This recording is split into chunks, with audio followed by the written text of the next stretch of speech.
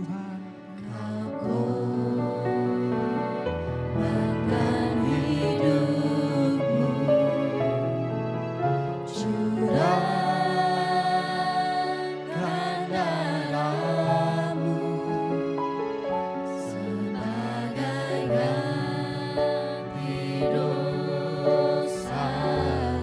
Kau berikan harapan,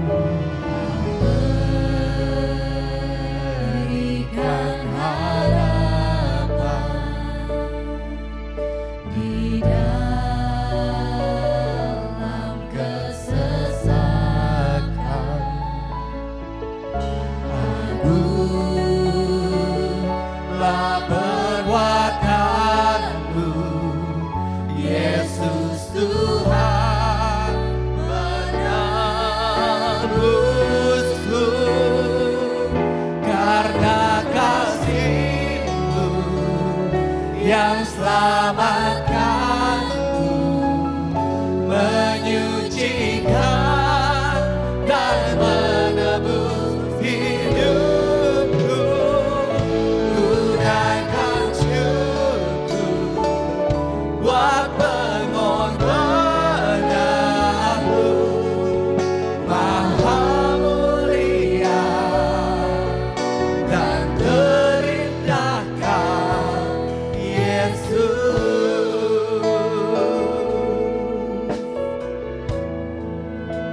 katakan kau berikan harapan. Berikan harapan Di dalam kesesakan, di dalam kesesakan.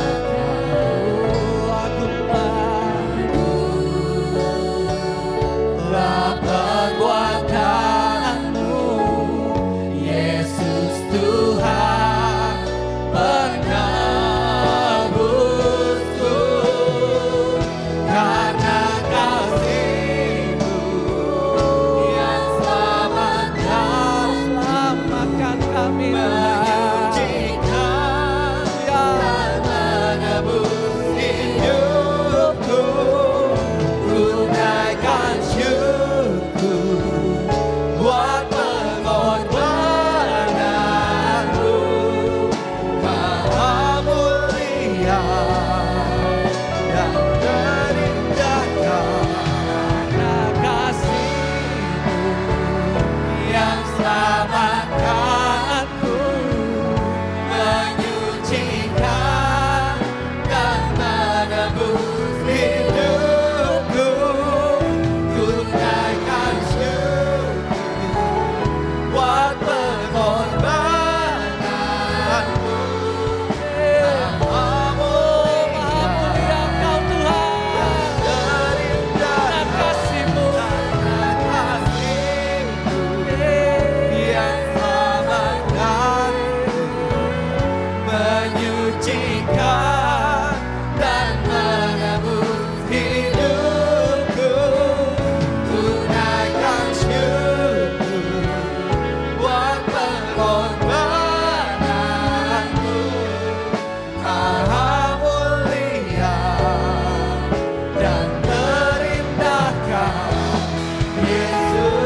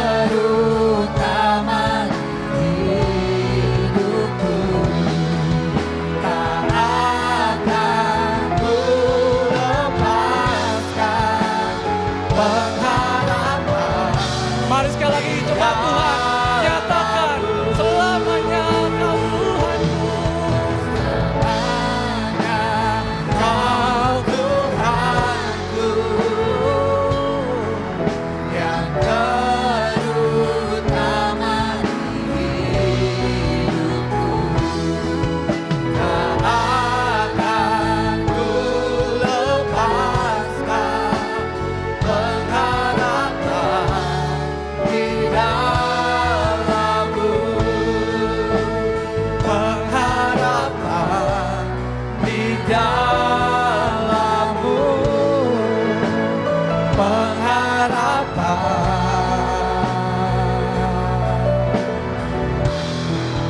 di dalammu.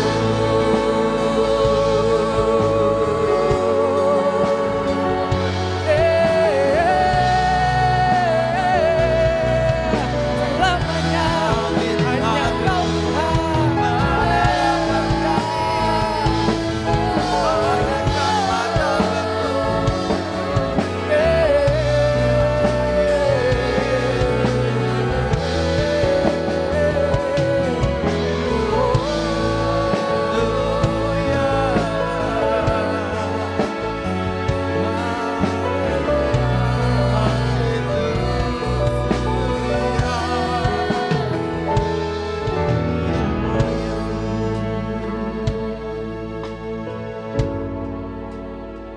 Yes Tuhan, kami rasakan ada kuasa yang boleh terjadi Tuhan Yesus. Tak kala kami mengangkat pujian kami Tuhan, kami percaya tak pernah Engkau lepaskan kami Tuhan. Ajar kami Tuhan untuk selalu mengucap syukur Tuhan, dan mengimani Tuhan selamanya Engkau Tuhan kami, Allah beserta kami Tuhan Yesus. Terima kasih Tuhan, terima kasih Tuhan. Haleluya, haleluya, haleluya, haleluya, haleluya. Mari Tuhan beracaralah Tuhan, mari Tuhan Yesus. Haleluya, mari Roh Kudus. Oh, haleluya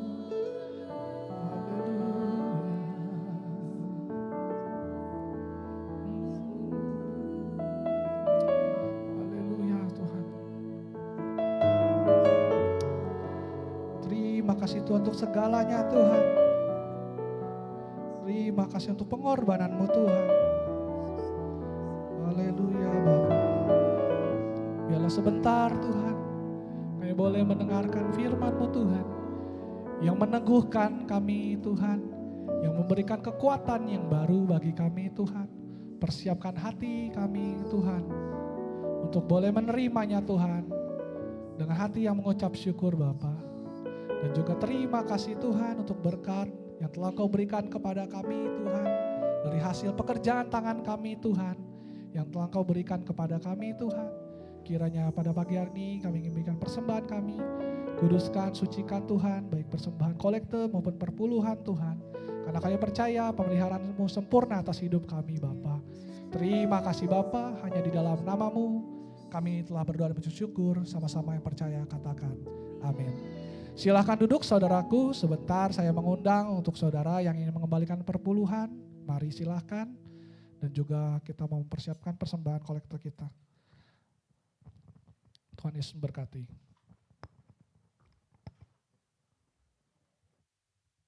Saat ku masuk ke hadirat-Mu, ku tersungkur dan sembah-Mu. Ku persembahkan korban syukurku yang terbaik bagi-Mu.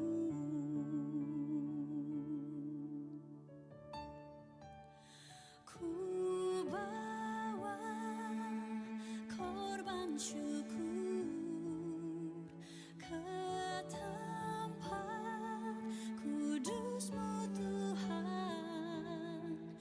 Hatiku limpah dengan syukur, sebab Tuhan baik selamanya. Ku bawa korban syukur ke tempat kudus-Mu Tuhan. Hatiku limpah dengan syukur, sebab Tuhan baik.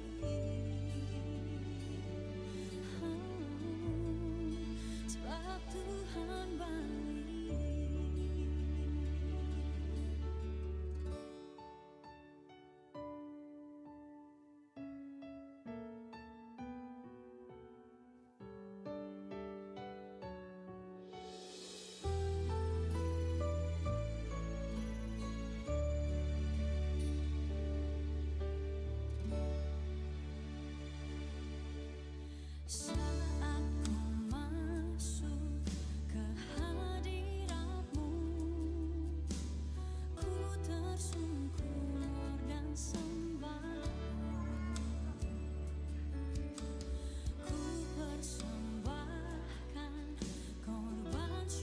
Iya, Bapak Ibu Saudara-saudari, mari kita berdoa buat anak-anak ya.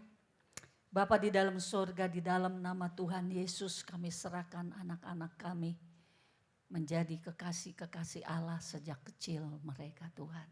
Tuhan berkati mereka, berikan hati yang mengenal Tuhan, hati yang takut akan Tuhan, hati yang polos, hati yang jujur, hati yang selalu mau melakukan kebenaran, hati yang mengasihi orang-orang, hati yang mengasihi Tuhan, hati yang mau peduli kepada kebutuhan orang lain. Berikan hati untuk memberkati siapapun ya orang-orang di sekitar mereka, melayani dengan apa yang mereka bisa lakukan.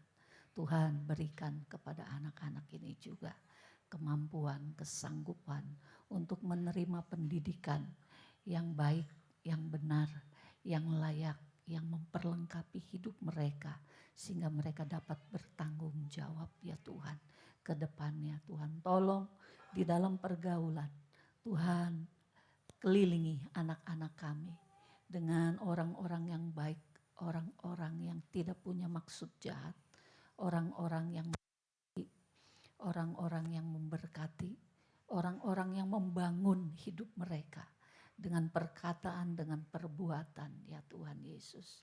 Juga Engkau tolong anak-anak kami ketika mereka menghadapi kesulitan apapun ya Tuhan, di sekolah, di rumah, berikan hati mereka damai karena ada Engkau ya Tuhan yang melindungi, bahkan malaikat-malaikatmu menjaga mereka siang dan malam dimanapun dan kapanpun. Tuhan Yesus terima kasih ada penyertaan-Mu yang sempurna buat anak-anak kami ya Tuhan. Mereka boleh bertumbuh sebagai anak-anak dari kerajaan Allah. Haleluya, haleluya. Berkati orang tua mereka, berikan kasih sayang lewat orang tua, berikan juga pendidikan lewat orang tua. Orang tua semua mendoakan anak-anak, berharap yang baik buat anak-anak dan memberikan kepada anak-anak rasa aman di rumah. Demikian di sekolah, berikan rasa aman buat anak-anak ini. Dalam nama Tuhan Yesus, haleluya, amin.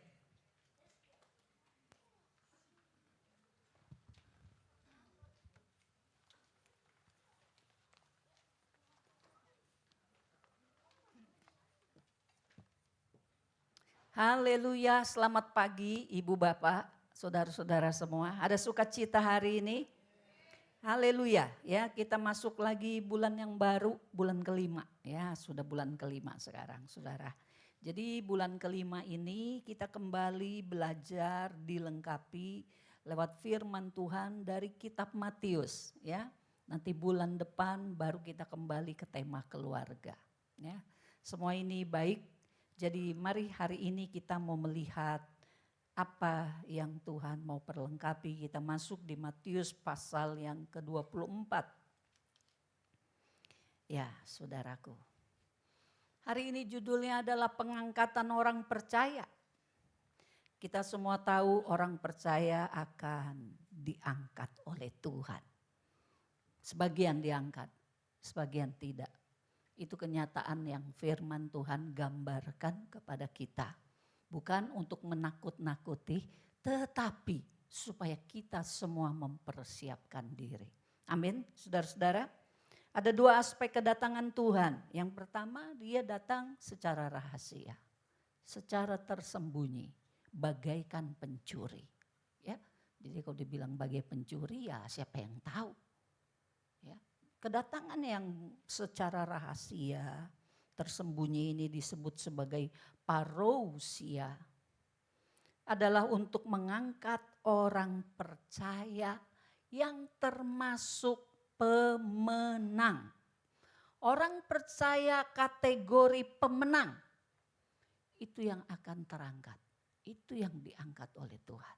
Sehingga dalam hidup kita hari ini saudara, ya, sampai Tuhan panggil kita atau sampai pengangkatan itu terjadi, kita harus punya tujuan, saya harus jadi orang percaya pemenang. Karena hanya yang menang, saudaraku, dialah orang-orang yang dianggap, yang dinilai Tuhan sebagai orang-orang yang siap untuk diangkat. Tentu pemenang ini punya kategori apakah dia anak kecil atau sudah dewasa. Tentu imannya, pertumbuhan rohaninya sudah termasuk dewasa dan matang. Hanya yang dewasa yang matang, yang terus mengalami kemenangan demi kemenangan. Ya, makanya kategorinya disebut pemenang. Merekalah saudara-saudara yang akan diangkat Tuhan. Kedua, siapa mereka pemenang ini? Mereka adalah kekasih Tuhan. Orang-orang yang membangun hubungan karib dengan Tuhan. Orang-orang yang intim dengan Tuhan. Sehingga ketika Tuhan bertemu, Tuhan bilang, oh aku kenal kamu. Kamu adalah kekasihku. Kamu adalah pengantinku. Nah, yang seperti ini saudara yang akan diangkat oleh Tuhan. Jadi kalau kita hanya, ya saya Kristen kok. Buktinya KTP, KTP nggak berlaku saudara. Ya, KTP berlaku di bumi ini, keperluan kita, urusan ini itu. Tapi terkait kerajaan sorga dan pengangkatan, KTP tidak berlaku. Bagaimana dengan kartu baptisan? Oh sama, itu juga nggak berlaku saudara. Ya, kalau dari baptisan artinya kita lahir baru, perlu gitu. Tapi lahir baru adalah awal dari perjalanan rohani. Ya, Tuhan mau yang matang, Tuhan mau yang dewasa, Tuhan mau yang disebut sebagai kekasih Allah. Ya, tidak mungkin kekasih itu baru anak ABG, nggak mungkin. Tuhan Yesus sebagai mempelai laki-laki akan mengangkat mempelai wanitanya. Jadi yang seperti itu. Jadi kalau kita mau terangkat, ya kita harus mencocokkan diri kita, menselaraskan diri kita. Minta Tuhan Yesus, Roh Kudus, tolong aku, tolong saya. Jadikan aku sebagai pemenang. Jadikan aku seorang yang matang rohaninya, dewasa rohaninya. Bahkan punya hubungan yang karib dengan Tuhan. Sehingga Tuhan tidak menolak aku. Sehingga Tuhan tidak berkata, siapa kamu? Tuhan, Tuhan, Tuhan. Ya, tapi aku tidak mengenal engkau. Nyahlah engkau dari hadapanku. Wah, saudara kalau kita alami itu betapa sedihnya hati kita. Kita pikir kita akan diterima, diangkat Tuhan. Jadi lewat pasal 24 ini saudara ya. Kita nggak mungkin baca satu persatu. Saudara baca saja pasal 24 memahami satu perikop dengan perikop yang lainnya ya.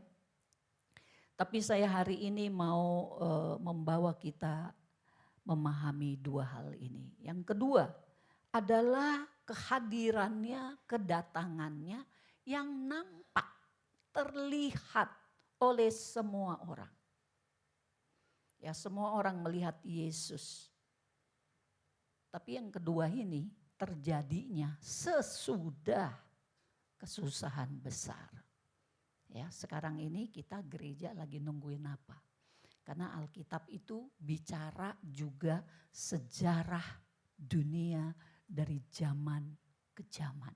Diawali dengan kitab Kejadian penciptaan manusia, ditutup dengan kitab Wahyu. Bagaimana Tuhan menyelesaikan banyak urusan secara nyata di dalam dunia ini dan ditutup, diakhiri dengan kehadirannya bersama dengan orang-orang percaya yang menang, meraja bersama, hidup bersama selama-lamanya. Iblis sudah dihukum masuk di dalam api neraka bersama orang-orang juga yang mencintainya, yang di dalam hidup di bumi sama saja dengan pelaku-pelaku dari pekerjaan kegelapan, ikut di dalam api neraka yang kekal. Hanya mereka yang menang, mereka yang percaya, yang diselamatkan akan bersama-sama dengan Tuhan. Itulah kisah kehidupan umat manusia. Dan hari ini kita ada di mana? Hari ini kita ada di dalam zaman gereja, zaman anugerah, ya. Kenapa zaman anugerah? Inilah waktunya orang-orang yang belum kenal Tuhan dapat dibawa mengenal Tuhan, menjadikannya Tuhan dan juru selamat, lalu lahir baru. Setelah zaman gereja ini, kita lagi ngapain ini? Lagi nungguin apa kita ini? Ya, bukan hanya sekedar ya, kalau sebagai manusia ya tinggal nungguin mati kayaknya. Nggak tahu kapan matinya, ya itu mungkin pribadi lepas pribadi sebagai manusia. Ya, tetapi saudaraku, menghadapi kekekalan sekarang ini kita sedang menanti apa? Satu, pengangkatan buat orang-orang yang termasuk kategori pemenang. Akan diangkat lebih dulu. Lalu bagaimana dengan yang tidak terangkat? Semua yang tidak terangkat akan masuk ke dalam masa kesusahan besar. 7 tahun masa kesusahan. 3,5 tahun pertama sepertinya damai. Tapi masuk ke 3 tahun yang kedua, itulah kesusahan besar yang dikatakan belum pernah terjadi kengeriannya dulu, sekarang ataupun nanti. Makanya disebut kesusahan besar. Apakah dalam pengangkatan yang pertama ada gerejanya? Pasti. Tetapi hanya mereka yang disebut pemenang yang diangkat. Selebihnya orang percaya, oh tentu masih banyak yang tidak terangkat. Mereka harus masuki masa kesusahan. 3,5 tahun pertama, ya, lalu masa kesusahan yang kedua. Itulah yang paling dekat yang akan terjadi bagi hidup kita, termasuk gereja. Jadi tidak semua anggota gereja akan terangkat, ya, sebelum kesusahan besar. Inilah tantangan yang Tuhan Yesus sendiri menyampaikannya kepada murid-murid di Matius pasal 24 ini, saudara-saudara. Berikutnya, ya, slide berikutnya. Kita melihat dari Matius 24 ayat 32 sampai 39. Ya, ini sebagian termasuk di perikop kedatangan anak manusia, perumpamaan tentang pohon ara 32 sampai 36, lalu 37 sampai 39 tentang nasihat supaya berjaga-jaga. Dari sini saudaraku, atau kita baca saja dulu ya. Tolong ditayangkan Matius 24 ayat 32 sampai 36. Kita baca pertama-tama ya. 1, 2, 3. Tariklah pelajaran dari perumpamaan tentang pohon ara. Apabila ranting-ranting yang melembut dan mulai bertunas, kamu tahu bahwa musim panas sudah dekat. Demikian juga jika kamu melihat semuanya ini, ketahuilah bahwa waktunya sudah dekat, sudah di ambang pintu. Aku berkata kepadamu, sesungguhnya angkatan ini tidak akan berlalu sebelum semuanya ini terjadi. Langit dan bumi akan berlalu, tetapi perkataanku tidak akan berlalu. Tetapi tentang hari dan saat itu tidak seorang pun yang tahu. Malaikat-malaikat di sorga tidak, dan anak pun tidak, hanya Bapa yang tahu. Saudaraku, di sini kita belajar ya, supaya cepat aja ya.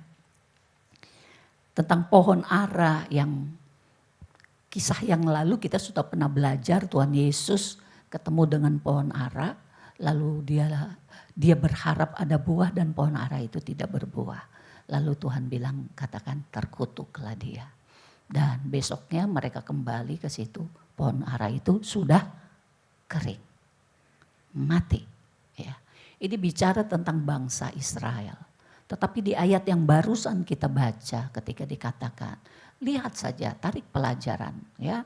Kalau pada waktunya pohon ara ini mulai melembut dan ada tunas.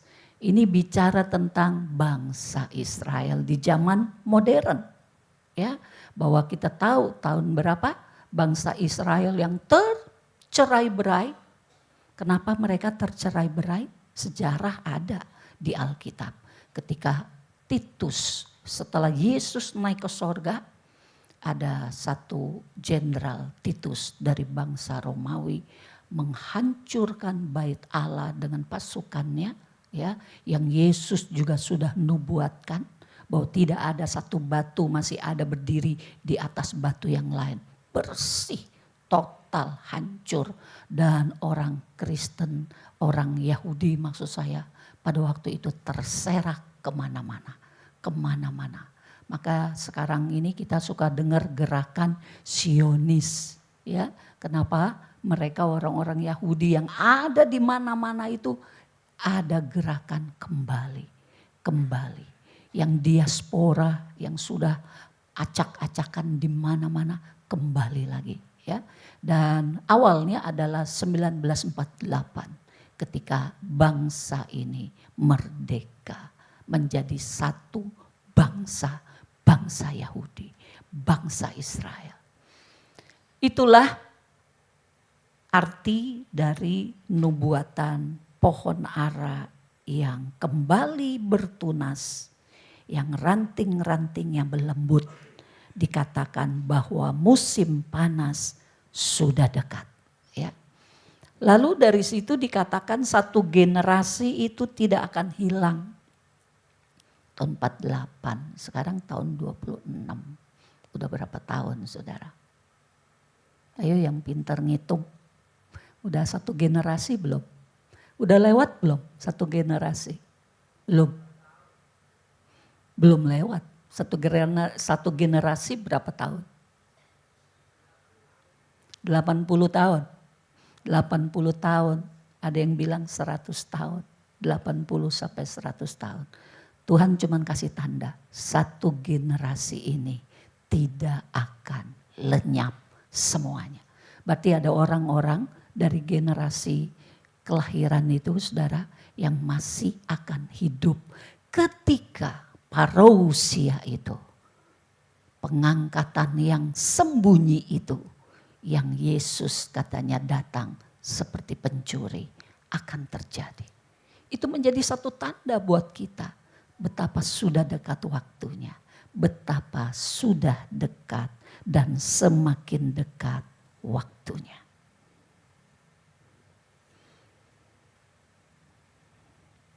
Yang kedua menjadi tanda juga. Ya. Mari kita baca dulu saudaraku ayat 37 sampai 39. 1, 2, 3. Sebab sebagaimana halnya pada zaman Nuh, demikian pula halnya kelak pada kedatangan Anak Manusia. Sebab sebagaimana mereka pada zaman sebelum air bah itu makan dan minum, kawin dan mengawinkan sampai kepada hari Nuh masuk ke dalam bahtera. Dan mereka tidak tahu akan sesuatu sebelum air bah itu datang dan melenyapkan mereka semua. Demikian pula lah halnya kelak pada kedatangan Anak Manusia. Jadi saudaraku, kita melihat juga semakin dekat waktunya. Ya banyak sudah disampaikan kepada kita dari Matius, mungkin ayat-ayat semacam ayat 6, 7. Kamu akan mendengar deru perang, kabar-kabar perang, itu masih terus terjadi sampai hari ini, ya. Satu sebab bangsa akan bangkit melawan bangsa, kerajaan melawan kerajaan, ada kelaparan, ada gempa bumi di berbagai tempat. Ya. Itu tanda-tanda awal masih terus terjadi. Lalu dikatakan juga di ayat 14, Injil kerajaan Allah ini akan diberitakan di seluruh dunia menjadi kesaksian bagi semua bangsa. Baru sesudah itu kesudahannya datang. Ini pun masih terus terjadi. Injil masih terus diberitakan hari-hari ini. Baik di kota-kota, di desa-desa, di berbagai bangsa. Ya, masih terjadi sampai hari ini. Begitu banyaknya orang-orang percaya kepada Yesus Kristus. Karena semakin dekat waktunya, saudara. Kalau kita belajar dari peta dunia, awal pemberitaan misi, ya, berita Injil itu kan pertama-tama di Yerusalem. Lalu ke Yudea, ke Samaria, sampai ke ujung bumi. Diawali oleh Paulus dengan misinya. Ya, Paulus itu mengadakan 5 kali perjalanan misi. Dia mulai merambah ke daerah Eropa, ke Athena, ya, ke Eropa. Eropa dikelilingin terus tuh Injil. Ya, memang berita Injil gereja-gereja awal mulainya memang di Eropa. Ada banyak gereja-gereja bagus dibangun di Eropa di zaman-zaman awal. Tapi terus bergerak Injil, terus bergerak mengitari dunia ini. Banyak orang yang tidak tahu, tetapi orang Kristen seharusnya tahu. Terus bergerak ke bangsa-bangsa, bangsa-bangsa. Dan kita dengar terakhir-terakhir ini, saudaraku, ada ribuan orang. Puluhan ribu orang percaya Tuhan oleh berita Injil. Yang kita dengar terakhir-terakhir, di mana saudara terjadi? Di mana? Di mana? Iran. Betul? Saudara dengar berita itu? Wow. Sedang terjadi, memang sedang perang. Tapi Injil sedang masuk, luar biasa. Itu udah deket tuh. Kalau diputerin peta dunia, ya ini udah ada di Timur Tengah sekarang. Ya, zaman saya masih remaja itu China itu. China ya dengan gereja bawah tanahnya. Ya, tapi sekarang sudah bergerak terus ke sana. Makin dekat untuk kembali ke Israel, Yerusalem. Maka kalau kita lihat dari perjalanan Injil Kerajaan Allah, oh sudah dekat. Iran, lalu dengan terbukanya apa itu Arab Saudi, saudaraku, ya memang yang jelek juga masuk, sekularitas masuk, tapi saya percaya Injil pasti masuk sana. Jadi makin dekat. Dan kita lihat bahwa moral masyarakat sebagaimana zaman Nuh, orang sekarang ya kembali seperti zaman Nuh, di mana yang diperhatikan, di mana yang dilampiaskan adalah hawa nafsu dengan makanan, dengan minuman, pesta pora. Ya, bukannya nggak boleh kulineran, boleh kulineran, tapi itu jangan menjadi bagian dari hawa nafsu kita. Terus-terusan cari makan sana sini, pusingnya, ributnya tiap hari cari makanan. Makan apa ya ntar? Besok apa? Nanti minggu apa? Makan di mana? Ada yang bagus di mana? Yang kita bisa kejar di mana? Yang enak di mana? Yang viral di mana? Kok orang pikirannya makan terus ya? Makan minum, makan minum, makan minum, kawin, mengawinkan. Jadi mirip sama orang-orang di zaman Nuh. Dan mereka tidak sadar. Nuh siap-siap. Itu ngebangun kapal itu Nuh berapa tahun saudaraku? Lama sekali itu. Saya lupa ya berapa tahun, 80 tahun apa 40 tahun, saya lupa. Lama loh, ngebangun kapal itu jangan dikira setahun 2 tahun beres. Membangun kapal yang menyelamatkan. Itu butuh waktu puluhan tahun. Saudara dan saya, kapan kita kenal Yesus awal-awal? Kapan kita lahir baru?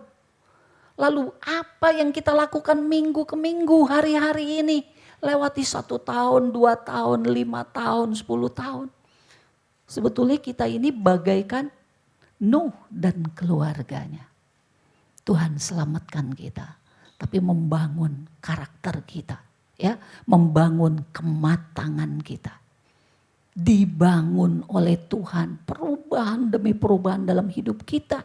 supaya kita semakin seperti Yesus, semakin cocok dengan Yesus, karena Dialah mempelai pria, kita mempelai wanita.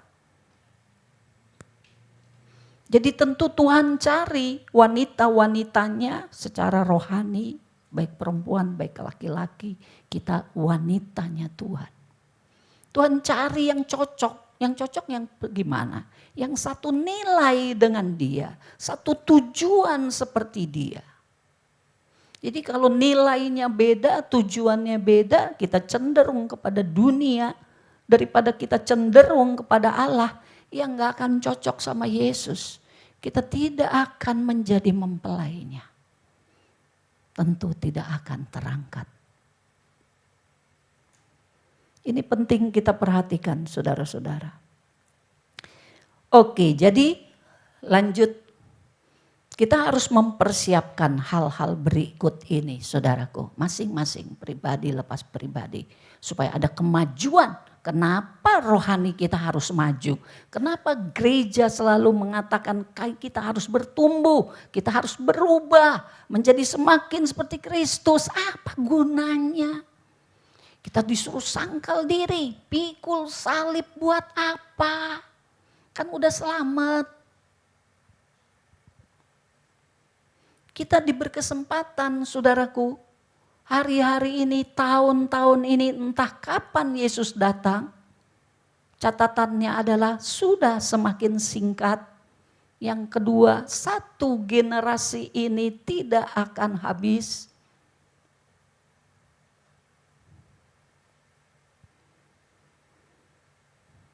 Supaya kita berlatih jadi pemenang.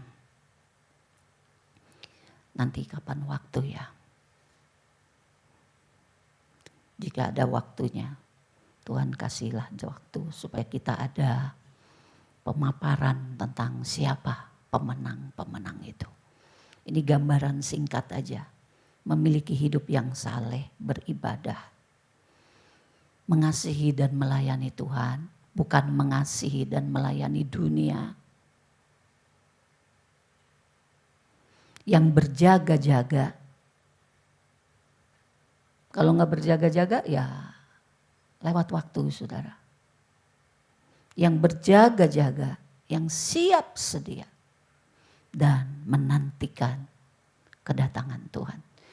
Jadi sekalipun kita ada di bumi ini, punya kegiatan, punya kesibukan, kita bukan orang-orang yang lupa bahwa Dia akan segera datang. Kita orang-orang yang selalu diingatkan, Dia segera datang. Dan hati kita memang hati yang mau ketemu dengan Dia. Kan begitu kalau orang pacaran ya, punya kekasih gitu ya, kan pengen ketemu sama Dia. Bukan yang dibilang, tuh cowok lu mau datang, udah biarin aja. Mau datang kayak mau enggak kayak mana gue pikirin. Lah yang begitu mah bukan kekasih ya. Kalau kekasih beneran, kekasih hatinya yang mau datang pasti dia pengen ketemu. Jadi kalau memang Yesus Kristus adalah kekasih hati kita, Dia adalah mempelai kita, calon mempelai kita, maka kita adalah orang-orang yang merindukan Tuhan. Kapan engkau datang? Bukannya ya Tuhan jangan datang dulu deh. Saya masih senang sama dosa. Masih pengen ini itu. Jangan datang dulu. Inilah salah satu yang membedakan saudara-saudara. Ya, kita bertanya aja kepada diri kita sendiri. Kita orang-orang yang seperti apa? Apakah kita menantikan kedatangannya? Dan apalagi yang kita harus lakukan adalah bertobatlah dari hidup yang mencengkeram dosa dan dunia. Atau dicengkeram oleh dosa dan dunia. Tetapi kita mau hidup bagi Allah kita. Bagi Kristus Yesus Tuhan kita. Orang yang terangkat itu, ini umpama aja. Seperti balon gas. Balon gas tuh begitu udah diisi gasnya, dia pasti pengen naik ke angkasa. Betul saudara? Ya itu pasti, itu udah sifatnya. naturnya itu kalau balon dikasih gas pasti dia bakal naik ke atas. Enggak tunggu lama-lama. Tapi saudara, kalau balon itu lalu kita kasih beban, ya misalnya ada benangnya, lalu kita ikat dia kepada sebuah batu, bisa nggak dia terangkat? Bisa? Gak bisa. Setinggi-tingginya terangkat ya sepanjang benang itu, tali itu, atau tambang itu. Dia gak bisa terangkat.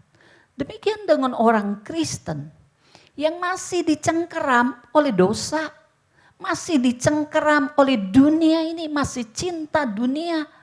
Apa itu cinta dunia? Matanya, hatinya, masih punya banyak keinginan-keinginan dalam dunia ini. Yang kayak gitu saudara, itulah contoh seperti balon yang dikasih batu. Gak bisa terangkat. Jadi Tuhan mau ingetin kita, kamu semua anak-anakku.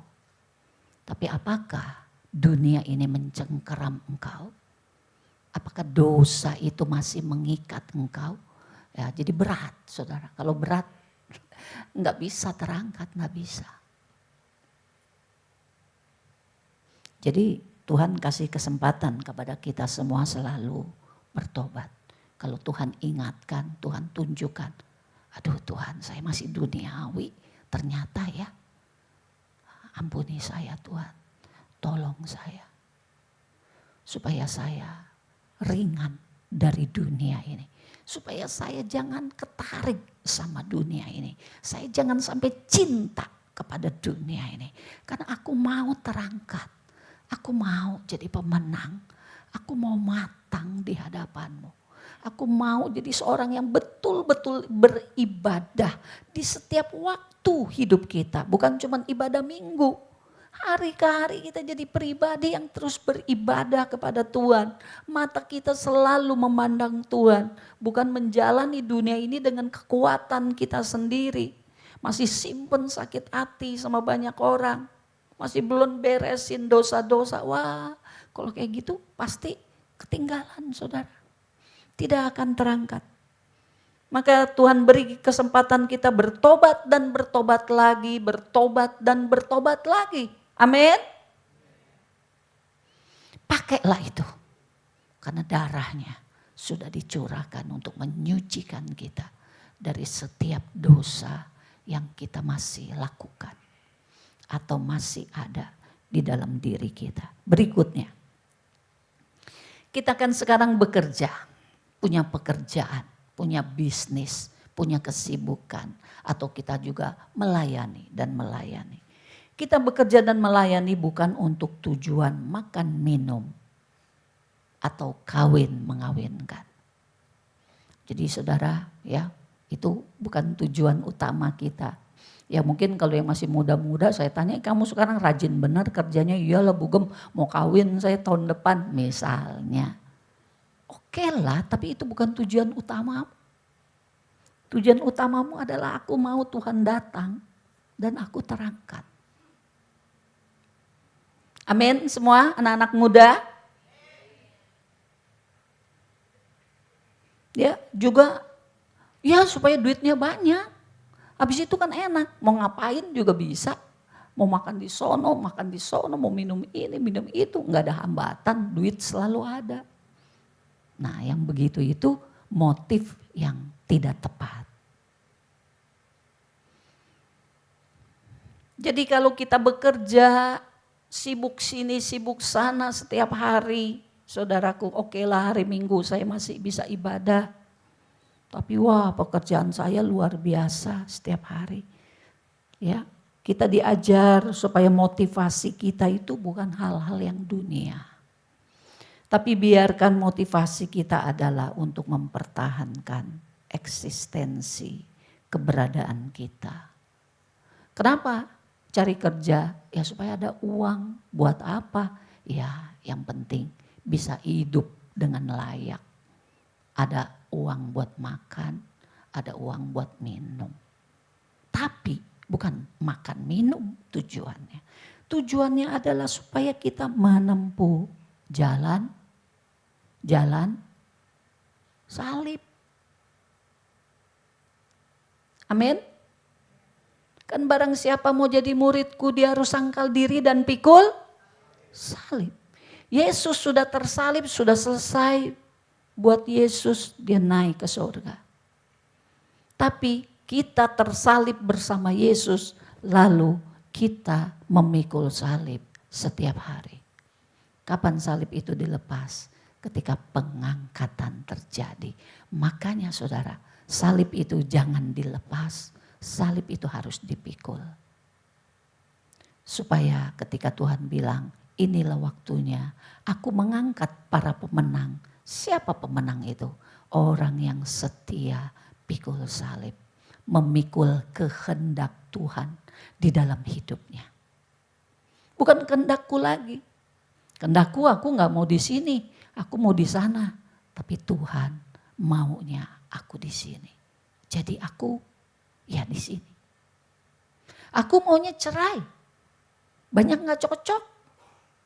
Tapi Tuhan maunya aku tetap setia mempertahankan pernikahan.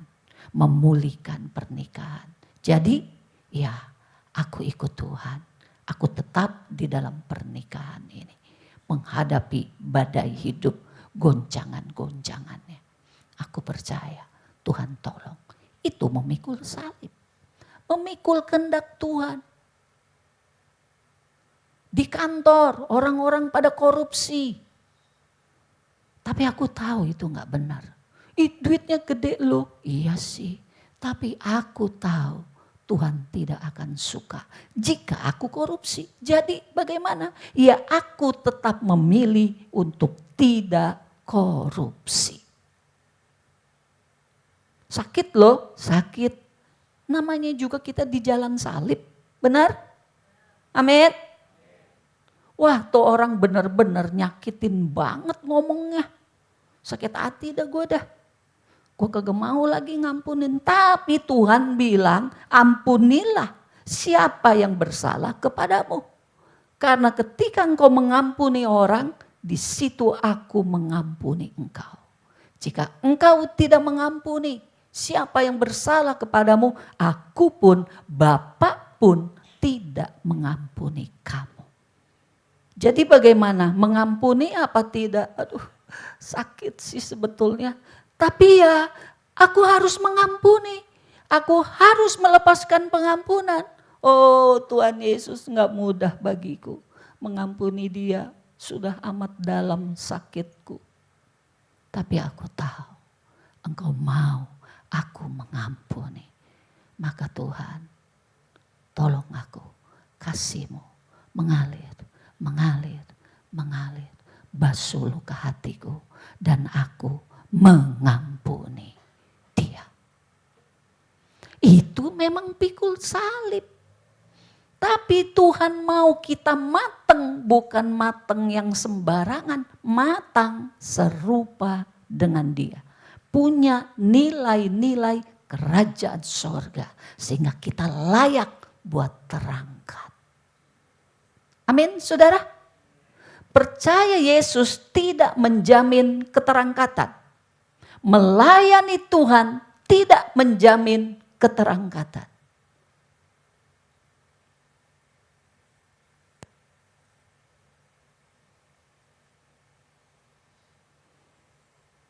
Maka mari kita membaca.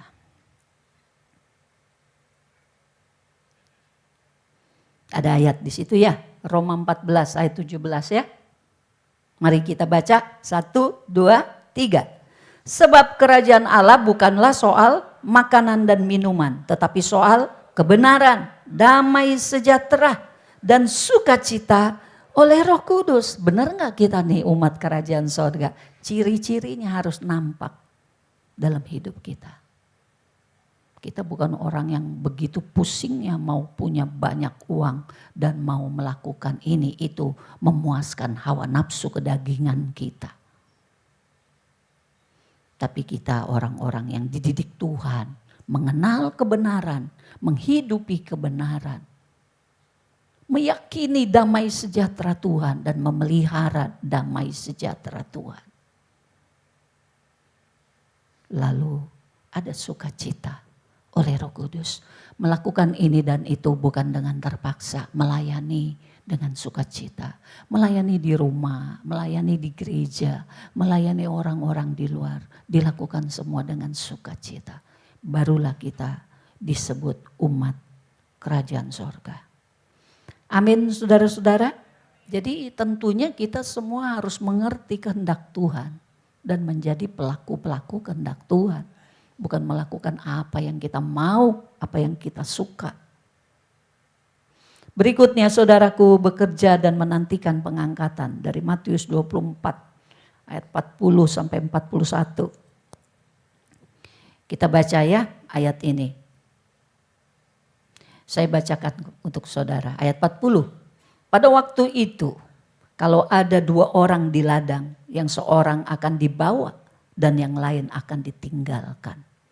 Ayat 41. Kalau ada 2 orang perempuan sedang memutar batu kilangan, yang seorang akan dibawa dan yang lain akan ditinggalkan. Apa ini maksudnya? Ya, ada saudara yang bekerja di ladang dan ada saudari yang menggiling. Ya, ada pria-pria, wow, ya, mondar-mandir sana sini buat bekerja. Ya. Ke kota-kota, ke jalan-jalan, ketemu orang di sana di sini. Terus aktif bekerja, ya. Saudara, jadi orang Kristen menantikan pengangkatan bukannya berarti kita semua diam saja, duduk saja, berdoa aja, tidak. Ya, itu mah jadi kayak rahib, ya. Bukan, kita tetap bekerja, tetap rajin bekerjanya. Ya. Karena ketika kita bekerja itulah kata Tuhan, yang satu diangkat, yang satu ditinggalkan. Maka kekristenan mengajar kita perlu bekerja keras untuk hidup. Ya. Tidak seharusnya membicarakan kekudusan tapi melalaikan keluarga dan pekerjaan. Ya, kita misalnya bahas firman, senang bahas firman, bagus. Tapi jangan bahas firman terus lalu lupa kerja. Tidak boleh. Ya, jadi yang sehari-hari, praktek hidup sehari-hari sebagai bentuk tanggung jawab kita terhadap diri sendiri dan terhadap keluarga, tetap harus kita lakukan dengan rajin. Sekalipun kita dengar Tuhan Yesus mau datang. Amin saudara? Ya, bukannya berhentilah, udahlah berhenti. Kalau gitu Pak, saya nggak usah sekolah dah, kuliahnya udah berhenti aja dah. Nanti tahu-tahu selesai saya bikin tesis atau bikin skripsi, Tuhan Yesus datang. Jangan ya, semua tetap harus rajin. Tetap harus melakukan tanggung jawabnya sambil menantikan kedatangannya. Dia mau kita menunggu kedatangannya dan mengharapkan kedatangannya. Tetapi kita tetap setia dalam kewajiban kita setiap hari dengan tepat dan seimbang menjalani hidup kita, ya. Karena ayat firman Tuhan berkata, hendaklah roh, jiwa dan tubuhmu terpelihara sempurna. Bukan mengejar yang rohani sakit. Mengejar yang rohani jiwanya jadi kurang terurus, badannya jadi enggak keurus. Jangan, tetap harus ada di dalam keseimbangan kita semua. Berikutnya, jagalah dirimu. Ini dari Lukas 21 ayat 34. Jagalah dirimu supaya hatimu jangan syarat oleh pesta pora dan kemabukan serta kepentingan-kepentingan duniawi. Dan supaya hari Tuhan jangan dengan tiba-tiba jatuh ke atas dirimu seperti jerat. Maka semua ini saya harus bicara, gereja harus mengingatkan, ya. Pemimpin harus mengingatkan kita semua orang percaya, jangan sampai kedatangan Tuhan bagaikan jerat. Tapi biarlah ketika dia datang kita siap, kita menyambut dan kita boleh diangkat oleh Tuhan. Bagaimana jika tidak terangkat? Masuk masa kesusahan besar. Di ayat 21 dikatakan siksaan yang dahsyat seperti yang belum pernah terjadi sejak awal dunia sampai dengan sekarang dan yang tidak akan terjadi lagi. Sangat berat saudara kalau sampai masuk di masa kesusahan. Jadi kalau kita berkata begini, Tuhan pikul salibmu sungguh berat. Tuhan mau bilang jauh lebih enak engkau pikul salib. Karena engkau akan jadi seperti aku. Daripada engkau masuk di masa kesusahan. Betul saudara-saudara? Betul saudara-saudara? Karena ketika kita mau pikul salib dengan taat, Tuhan akan beri kekuatan. Amin. Ketika engkau menghadapi masalah, gue mendingan begini deh. Gue sebel banget, gue mau begitu deh. Gue mau begini. Saudara ingat sama firman. Seberat-beratnya melakukan firman, minta pertolongan Roh Kudus, maka kita melakukan firman. Itulah jalan salib yang membentuk kita menjadi pribadi yang semakin kuat, semakin matang, dewasa di dalam Tuhan. Itu yang Tuhan mau. Jauh lebih baik kita pikul salib daripada masuk ke masa yang mengerikan. Amin. Maka terakhir, biarlah ini menjadi doa kita sama-sama. Kita minta Tuhan, jalikanlah mataku agar tidak dibutakan dengan kenikmatan dunia. Kenikmatan dunia hari-hari ini apa? Yang mengikat kita apa? Ya, dibandingkan dengan apa yang terjadi ke depan, yang Tuhan sudah bicara ini saudaraku. Kita harus perhatikan sungguh-sungguh. Minta Tuhan celikan mataku agar tidak dibutakan dengan kenikmatan dunia sekarang ini. Yang gelap, pesta pora, makan minum, kawin mengawinkan. Itu aja yang diurus sama dunia. Tapi kami mau menjaga hati kami tetap murni dan tertuju kepadamu. Itulah tandanya kita kekasih-kekasih Tuhan. Amin. Mari tim PW, saya minta maju ke depan. Saudara, ya, biarkan Tuhan melihat hati kita itu bukan cinta dunia. Di dunia ini kita hanya melakukan kewajiban supaya keberadaan kita tidak terganggu. Kita tetap bisa hidup di dunia ini. Keluarga kita bisa hidup di dunia ini. Tapi bukan untuk memperkaya diri kita sendiri. Atau untuk kita menyalurkan hawa nafsu kita sendiri. Bukan. Kita mau menempuh jalan salib. Mengikuti kehendak Tuhan. Apapun yang dia inginkan, kita berkata, Tuhan jadikan aku matang. Jadikan aku dewasa. Jadikan aku pemenang-pemenang di dalam Tuhan. Dan menantikan Tuhan. Menantikan kedatangan Tuhan. Seperti menantikan kedatangan calon mempelai pria kita. Haleluya saudara-saudara. Mari kita mau persiapkan diri kita. Kita mau menerima perjamuan kudus.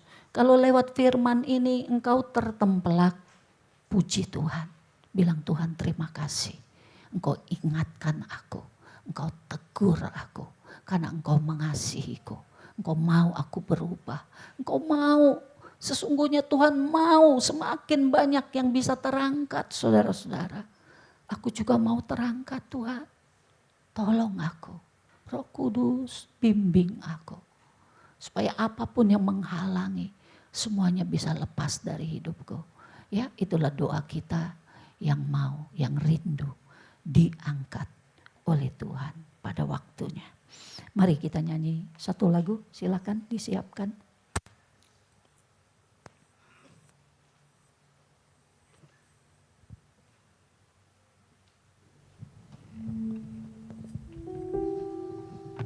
Oh, haleluya Yesus.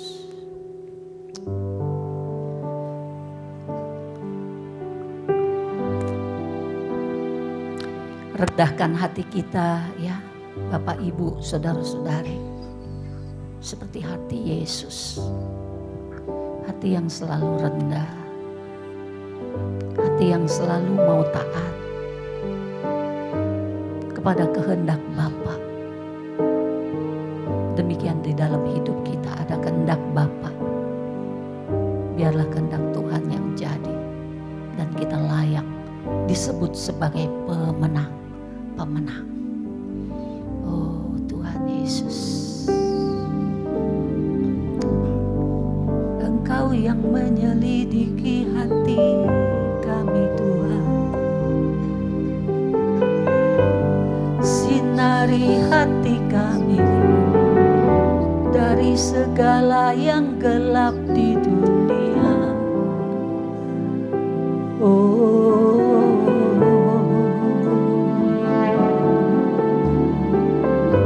Firman-Mu benar ya Tuhan, mengingatkan kami semua supaya kami bersiap sedia dan berjaga-jaga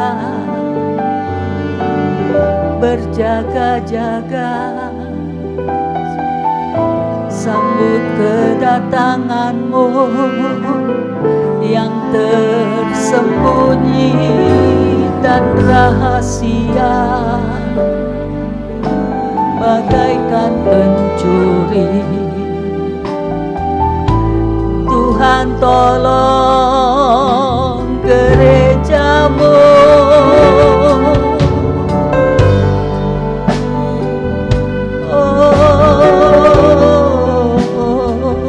ampuni kami Tuhan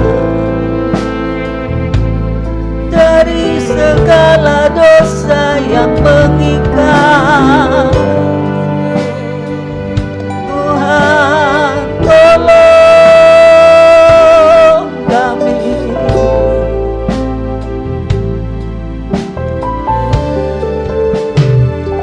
Engkau lihat hati kami Tuhan. Ini kesempatan yang baik bagi kami semua. Ampuni segala dosa-dosa kami Tuhan Yesus. Jelikan mata rohani kami. Pimpin kami tiap-tiap hari ya Tuhan. Pimpin kami. Dewasakan kami. Melewati berbagai persoalan yang datang. Supaya kami bukan jadi orang Kristen yang kalah. Orang Kristen yang tidak taat firman. Orang Kristen yang mau-maunya sendiri. Jadikan kami mempelai-Mu yang mengasihi-Mu. Tuhan Yesus, sebagaimana cinta-Mu kepada kami.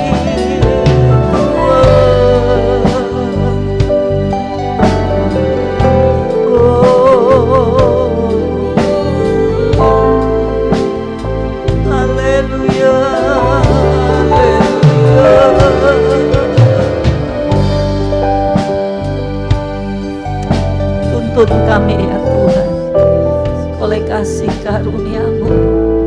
Tolong kami ya Roh Kudus, penolong kami kebenaran. Haleluya. Maka hari ini Tuhan di hadapan kami ada darah-Mu dan ada tubuh-Mu Tuhan. Bapa dalam surga, berkati perjamuan ini yang sebentar akan kami makan dan kami minum. Berikan kekuatan yang baru. Berikan kepada kami pertobatan demi pertobatan. Sungguh-sungguh ada perubahan.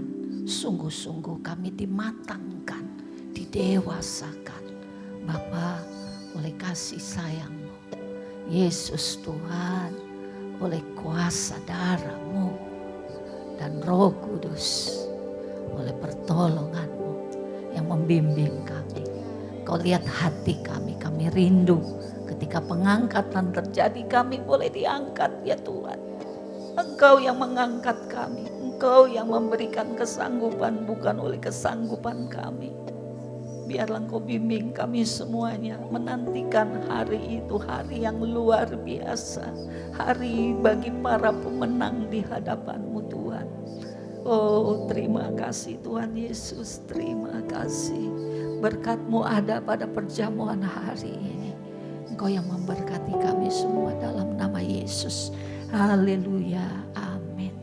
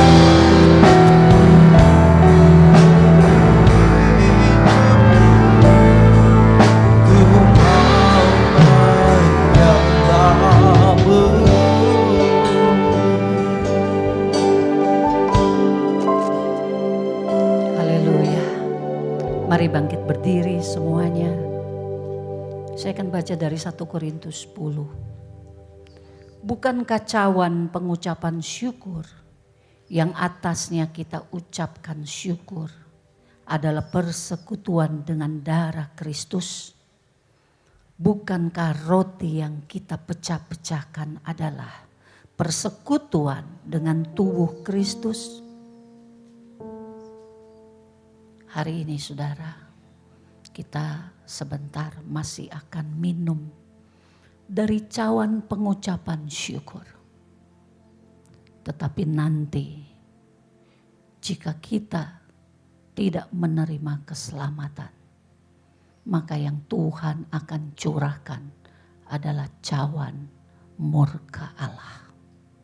Kalau kita tidak bertobat, kita hanya akan minum cawan murka Allah.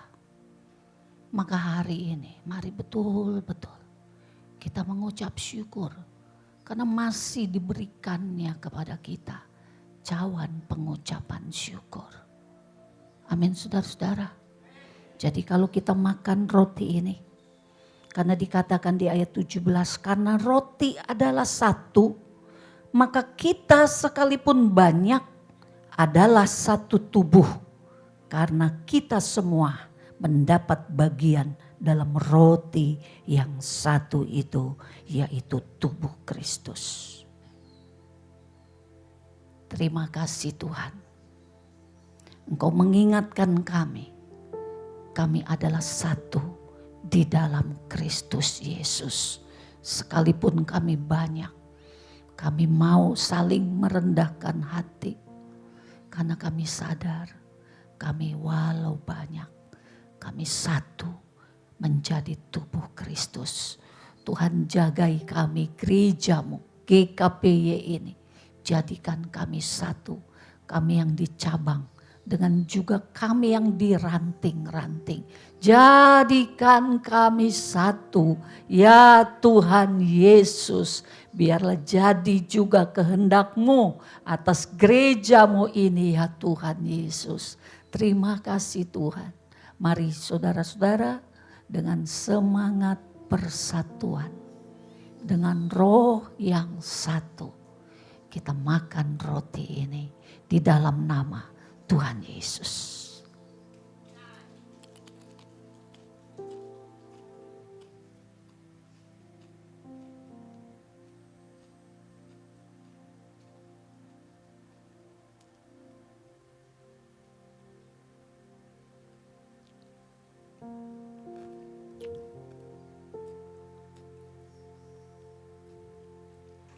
Saya bacakan buat saudara. Wahyu pasal 16.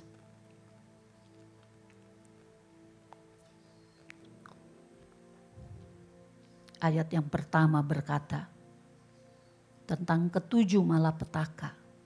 Dan aku mendengar suara yang nyaring dari dalam bait suci berkata kepada tujuh malaikat itu, pergilah dan tumpahkanlah ketujuh cawan murka Allah itu ke atas bumi. Bapa, kami hanya mau minum cawan pengucapan syukur.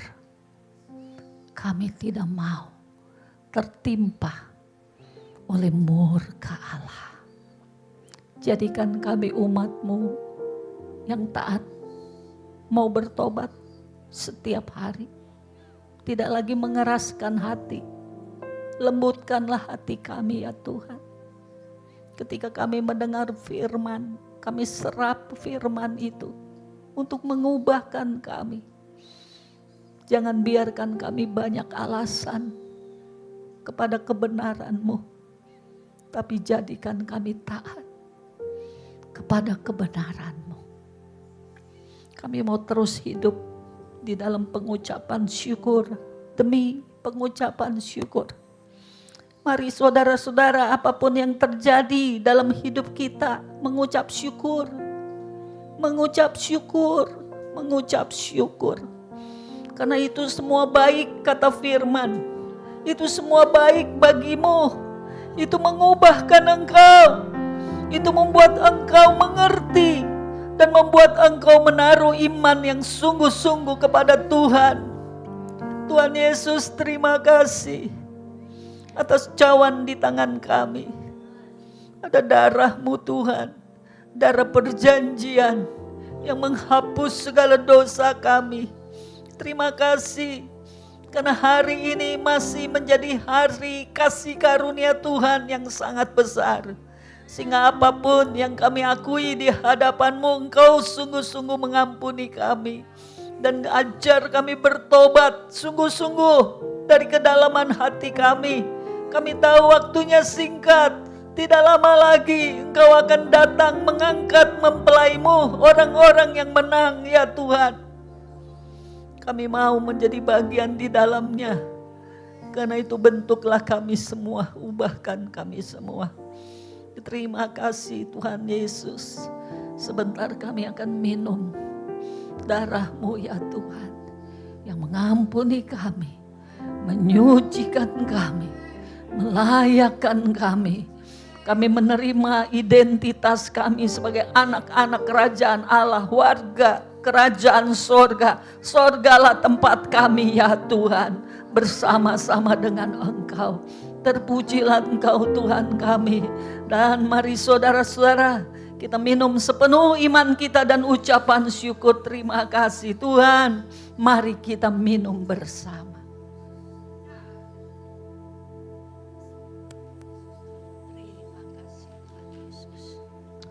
Terima kasih Tuhan Yesus.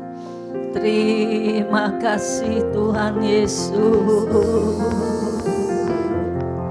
Terima kasih apa yang sedang terjadi dalam hidup kami Tuhan. Ajar kami jadi lebih matang lagi. Oh, apapun yang terjadi dalam hidup kami, tantangan, rintangan, pergumulan, persoalan, hari ini kami percaya Engkau punya maksud terbaik bagi kami semua. Ketika ini tidak mudah, ketika ini begitu lama, terus terjadi dan terjadi, kami tahu Engkau sedang menempa kami ya Tuhan. Menempa iman kami, menempa sabar kami, menempa kesetiaan kami untuk tetap percaya ada tangan Tuhan yang kuat. Terima kasih Tuhan Yesus. Kami mau terus belajar dan berubah di dalam nama Tuhan Yesus. Kemenangan saja yang kami terima. Kami mau jadi pemenang-pemenang. Haleluya. Haleluya. Haleluya. Amin. Amin. Puji nama Tuhan. Ya, saya serahkan selanjutnya. PW ya. Silakan. Mari sebelum kita akhiri ibadah kita mau melihat dulu beberapa pengumuman pada hari ini.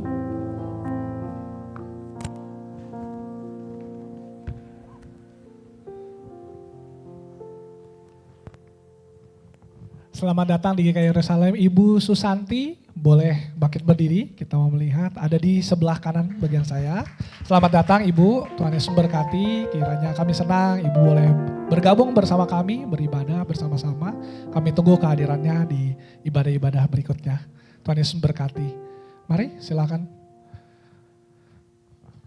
Oke, ini juga ada pengumuman mengenai retret keluarga saudaraku semuanya yang akan diadakan di hari Sabtu sampai Minggu. Tidak lupa kami mengumumkan setiap minggu nih biar saudara semua mempersiapkan diri, juga mempersiapkan mengenai biayanya juga yang berkurang lebih 400.000 per orang. Dan tempatnya kira-kira lokasinya di Puncak Sukabumi. Nanti info lebih detailnya bisa menghubungi Bapak Kusumo. Dan juga ini acara Youth ya, mungkin dari Youth siapa yang mau ngomongkan? Silakan.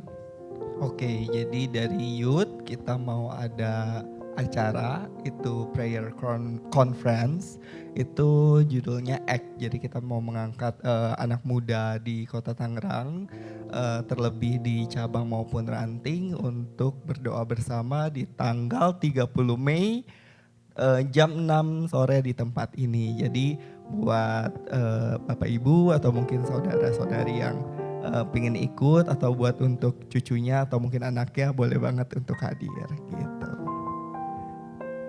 Ya, ditunggu kehadirannya.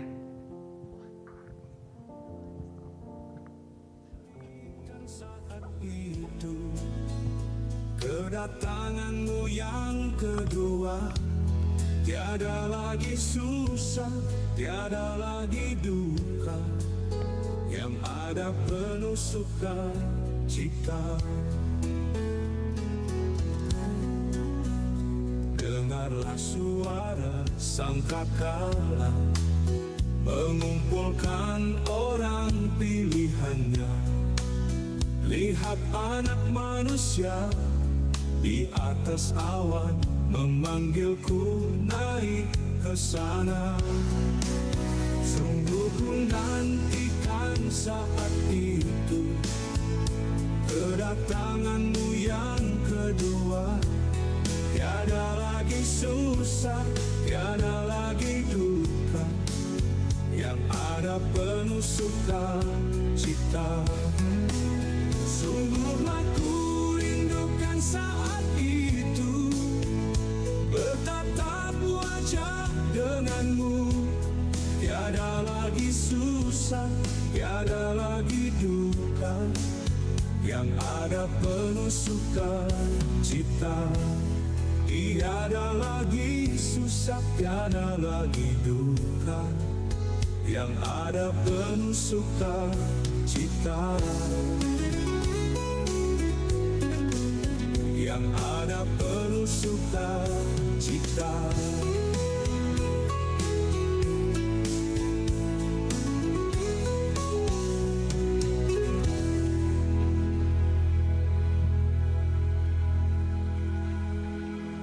Sungguh ku nantikan saat itu, kedatanganmu yang kedua.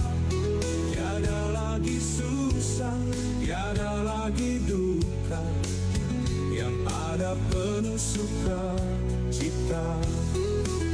Oh ya saudaraku, nanti kita mengingatkan untuk ibadah kenaikan Tuhan Yesus itu di hari Kamis tanggal 14 Mei. Itu hanya sekali ibadah di jam 10 ya. Jadi nanti di tanggal 14 Mei di jam 10. Tuhan Yesus berkati. Bertatap wajah denganmu, tiada lagi susah, tiada lagi duka, yang ada penuh sukacita. Ya, mari Bapak Ibu kita bangkit berdiri. Kita akan menutup ibadah ini ya. Haleluya. Mari kita berdoa bersama-sama. Bapa di dalam sorga, terima kasih Tuhan. Kami sungguh bersuka cita bersekutu dengan Engkau dan saudara seiman kami. Hati kami diteguhkan, iman kami dikuatkan, dan beban-beban hidup kami serahkan kepadamu.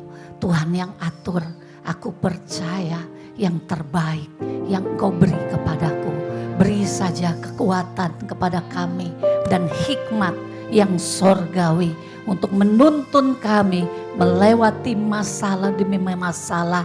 Yang penting kerajaan sorga, yaitu kebenaran, damai sejahtera, dan sukacita tetap ada di dalam hidupku. Tidak hilang, tetapi selalu aku rasakan, selalu aku nikmati.